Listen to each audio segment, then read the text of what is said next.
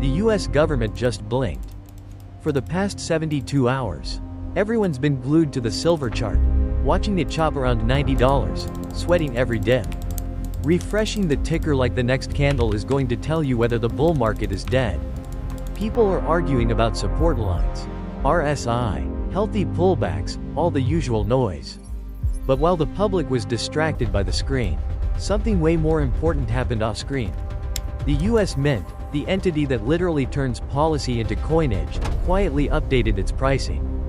No press conference, no headline, no warning, just a number change buried in plain sight.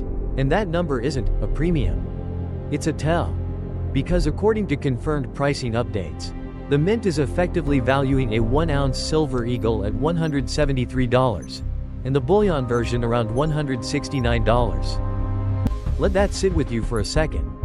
Your screen says $90. The government's own pricing says $173. That's basically a 100% gap between the paper, quote everyone trades, and the real world number the sovereign issuer is willing to put its name on.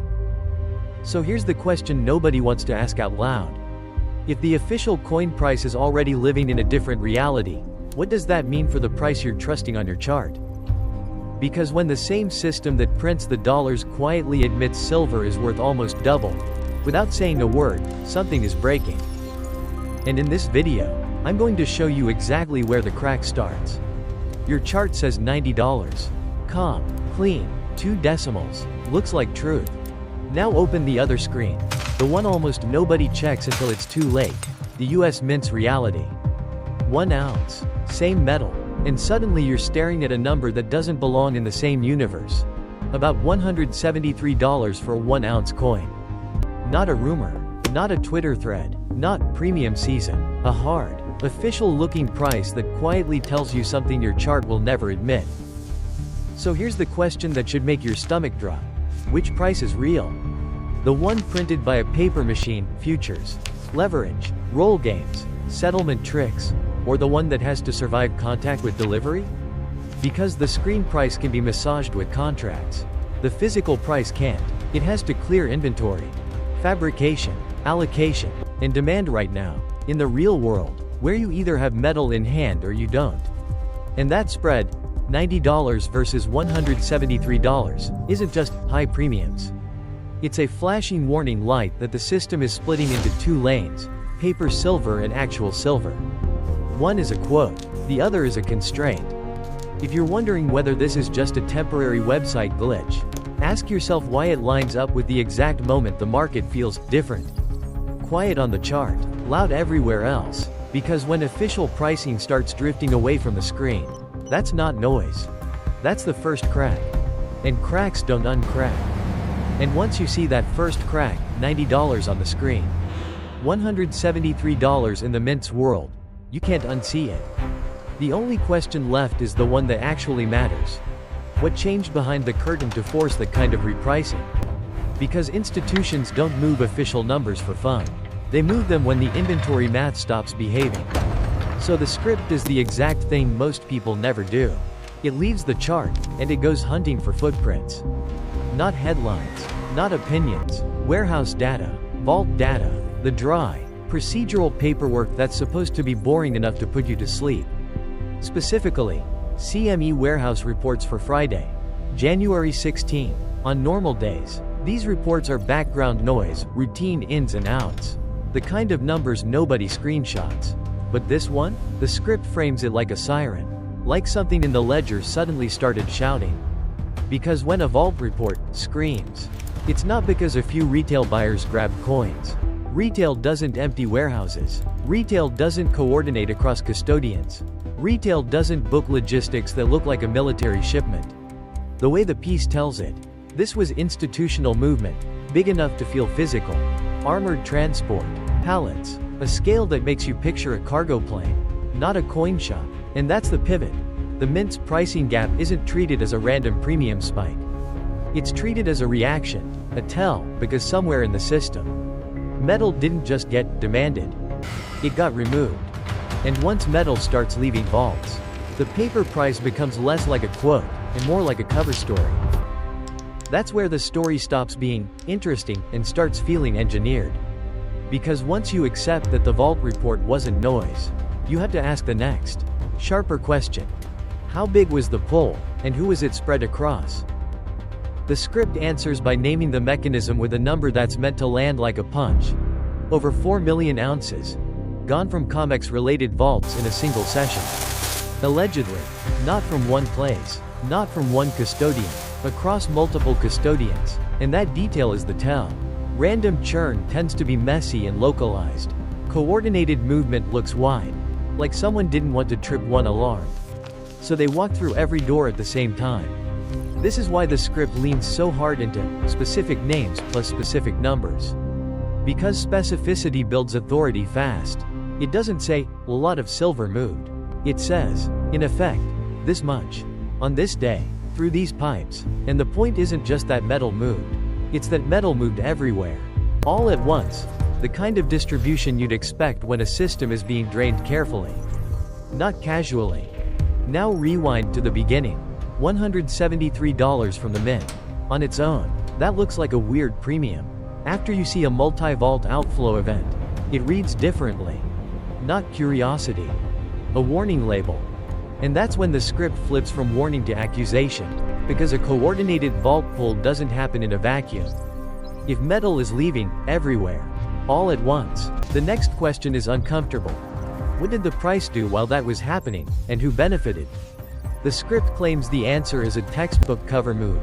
Banks allegedly smashed the paper price down to roughly $86.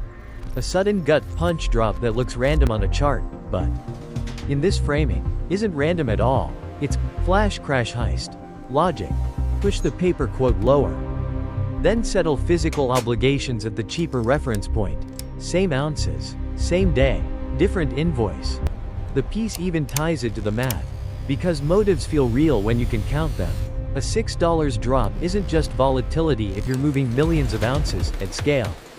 That's not noise. That's an engineered discount. And here's the twist that makes the hook bite. While the headlines can still sound bullish, silver's strong. Demand is up. Breakout coming. The script shifts your eyes to the one category that matters for delivery pressure: registered silver. Metal that's actually tagged as available to fulfill contracts. When registered starts falling sharply, the story argues, that's not a chart event. That's supply being pulled off the market right when the public is being distracted by the screen. So the chart says, sell off. The vaults say, grab what you can. And that contradiction is the point. The paper price becomes the alibi, while the metal quietly disappears. And if you think that's just banks trading hard, the script widens the frame and asks a more dangerous question. What if the grab for metal isn't only about profit, but about policy? Because policy changes don't ring a bell on your chart. They show up as quiet positioning, inventory leaving public vaults before the rules change. This is where it brings in the political lever. A Trump proclamation and a Section 232 review. Framed as the kind of process that can reclassify materials, trigger tariff logic, or justify restrictions when something becomes strategic. The argument is simple. If silver starts being treated like a critical input, you can't assume free flow, free pricing, or business as usual exports.